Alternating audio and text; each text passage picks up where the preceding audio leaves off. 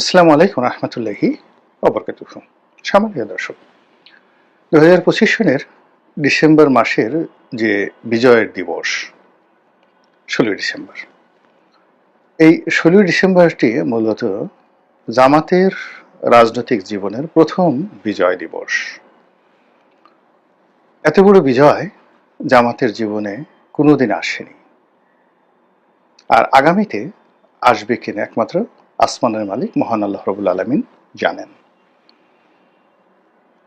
জামাত 1971 সন থেকে আজ অবধি 16ই ডিসেম্বর এলে তারা দুমড়ে মুচড়ে কুঁচকে যেত।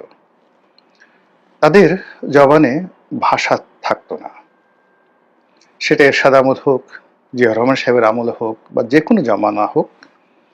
1971 থেকে একেবারে সেই 2024 সন অবধি পুরো 16ই ডিসেম্বর ছিল তাদের জন্য একটি কেয়ামত, পুলসেরাতের রাস্তা। হাসর নসরের যে কষ্টের কথা বলা হয়, ঠিক পৃথিবীতে যদি ওইরকম কোনো কষ্টদায়ক কোনো ঘটনা থাকে, সেই ঘটনার দিবসটি হলো 16ই ডিসেম্বর। এই দিন জাতীয় প্যারেড ময়দানে বা দেশের অন্য যে জায়গাগুলোতে কুচকাওয়াজ হতো, সেনাবাহিনীর বুটের আওয়াজ, তাদের লেফট রাইট গার্ড সাবধান, তাদের রণসঙ্গীত কিংবা যাকে বলা হয় তাদের জাতীয় সঙ্গীত, তাদের সেলুট দেওয়ার প্রকৃতি ধরন, সব কিছু অনেকটা হাতুড়ি হয়ে, পেরেক হয়ে, গজাল হয়ে জামাতের যারা নেতৃবৃন্দ রয়েছেন, নেতাকর্মী রয়েছেন, তাদের বুকের মধ্যে রীতিমতো রক্তক্ষরণ তৈরি করত। এই প্রথমবার তাদের সেই রক্তক্ষরণ বন্ধ হয়েছে যখন স্বাধীন বাংলাদেশের পতাকা পতপত করে আকাশে উড়ত এই 16ই ডিসেম্বর তারিখে। তাদের মনে হতো কে যেন তাদেরকে মারছে, কে যেন তাদেরকে গালাগাল করছে, কে যেন তাদেরকে তাড়া করছে, ধাওয়া দিচ্ছে। ওই বুঝি মুক্তিযুদ্ধ শুরু হলো, ওই বুঝি মুক্তিযোদ্ধা এলো, ওই বুঝি কেউ তাদেরকে গালাগাল দিল। কিন্তু এবার তারা ঈদের উৎসবে উদ্বেলিত ছিল।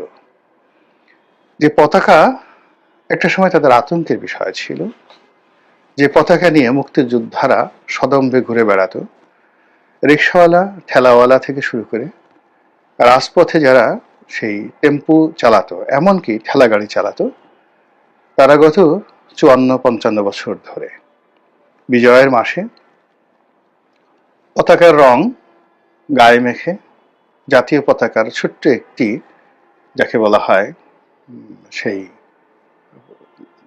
প্রতিচ্ছবি বা একটি পতাকা, তারা তাদের ঠেলা গাড়িতে, রিক্সাতে, টেম্পুতে তারা টানিয়ে তারপর শেষে অহংকার করে বেড়াতো, বিজয়ের অহংকার, স্বাধীনতার অহংকার। এইবার সেই সকল পতাকা চলে গেছে জামাতের হাতে। যারা পতাকার মালিক বলে এতকাল ধরে নিজেদেরকে প্রচার করত, সেই পতাকা পুরোটাই এবার জামাতের দখলে। বিএনপি, আওয়ামী লীগ তো নেই, অন্যান্য রাজনৈতিক দল যেটা কল্পনাও করতে পারেনি।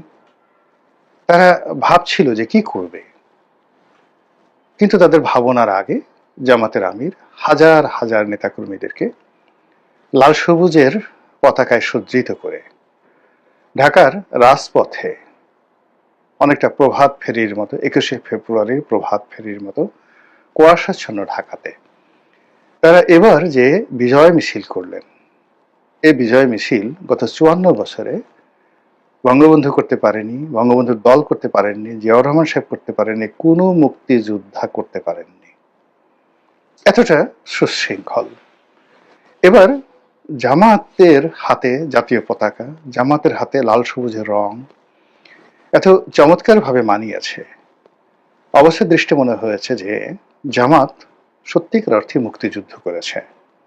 তারা একটি মুক্তিযোদ্ধার দল, তাদের হৃদয়ে সেই বাঙালির প্রেম, মুক্তিযুদ্ধের আদর্শ এ সবই টগবগিয়ে ফুসছে। তারা সত্যিকার একটি ইমানদার দল, একিনদার দল। তারা মুনাফিক নয়, তারা মুক্তিযুদ্ধকে বিক্রি করে না, তারা মুক্তিযুদ্ধ নিয়ে রাজনীতি করে না। তারা সত্যিকার অর্থেই যেই মুক্তিযোদ্ধার যে চরিত্র, নীতি এবং আদর্শ যেভাবে থাকা দরকার, এটা কেবলমাত্র জামাতের মধ্যে আছে। জামাতের আমিরে জামাত জনাব ডক্টর শফিকুর রহমান মাদ্দা জিল্লুহুল আলী আলা হজরত, তিনি যে দৃঢ়তা নিয়ে গাড়ির মধ্যে দাঁড়িয়ে সেই প্রভাত ফেরির অনুষ্ঠানে তিনি যেভাবে বের হয়েছেন 16 ডিসেম্বর তারিখে, গত 54 বছরে এরা কোনো রাজনৈতিক দলের নেতা কি এভাবে বের হয়েছে? না, হয়নি, একজনও না। দেখান কোনো সেনাবাহিনীর প্রধান কি বের হয়েছে?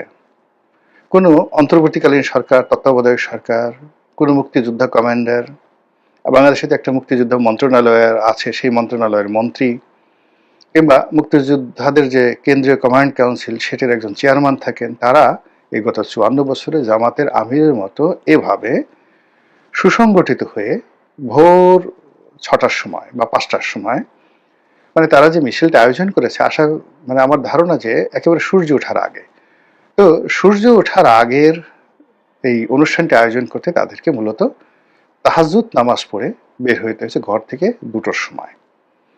তো বাংলাদেশের কোনো রাজনৈতিক দলে ঘোড়ার ডিমেরা তো তাহাজ্জুদ তো দূরের কথা, 5 ওয়াক্ত নামাজই পড়ে না, অনেকে প্রস্রাব করে পানি নেয় না। এখন হয়তো তারা দেখা যাচ্ছে যে টিস্যু পেপারটা ব্যবহার করে, প্রাকৃতিক কর্ম, কিন্তু 1971 সনে এরা বেশিরভাগ ক্ষেত্রে পাট খেতে গিয়ে কাজকর্ম করে হ্যাসল দিত। তো সেখানে জামাতের লোক এই কাজ করে না। জামাত আগেই ওযু করতো, গোসল করতো, পানি ব্যবহার করতো, আতর মাখতো। তো বোঝার চেষ্টা করেন তাদের একটা পবিত্রতা রয়েছে। তো সেই তাহাজ্জুদ নামাজ পড়ে রাত 2টার সময় বিভিন্ন নেতাকর্মীরা রাজধানীর বিভিন্ন এলাকা থেকে এসে তারা একটা জায়গাতে জড়ো হয়েছে। তারপরে সেখান থেকে তারা মিছিল করেছে। হাজার হাজার অগণিত মানুষ, কত 10,000, 20,000, 50,000, এমনকি 1 লাখও যদি হয়, অস্বাভাবিক নয়। এটা অতীতে কোনো রাজনৈতিক দল পারেনি।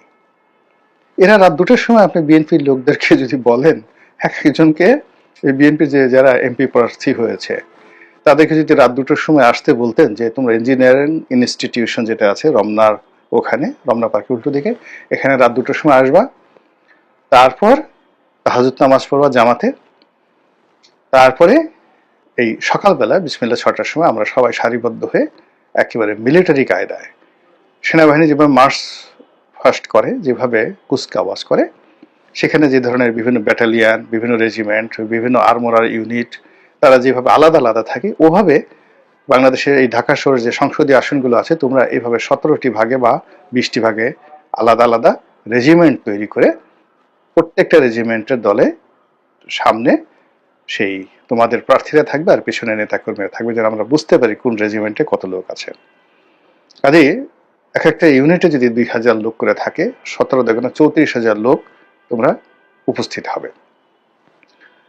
এরকম দায়িত্ব যদি বিএনপির লোকদেরকে দেওয়া হতো, আওয়ামী লীগের লোকদেরকে দেওয়া হতো, অন্য লোকের দেওয়া হতো, তারা বলতো ঘোড়ার ডিম গোষ্ঠী মারি নির্বাচনের, যাবই না, আবার তাহাজ্জুদ নামাজ পড়তে হবে।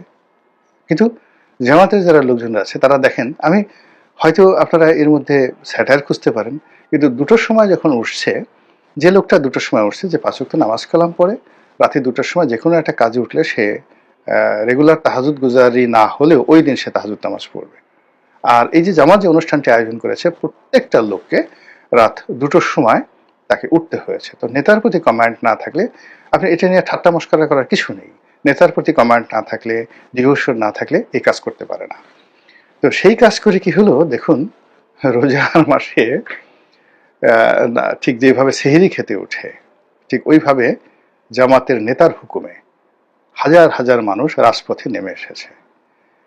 এই নামা এত বিপুল সংখ্যক, তাদের টুপির রং এক, গেঞ্জির রং এক, পাঞ্জাবি আছে তার উপর একটা গেঞ্জি পরেছে।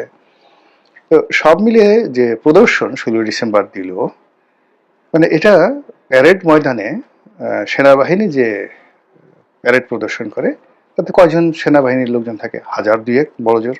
পুলিশ, সেনাবাহিনী, বিভিন্ন বাহিনীর মিলে 2000 লোক প্যারেডে অংশগ্রহণ করে।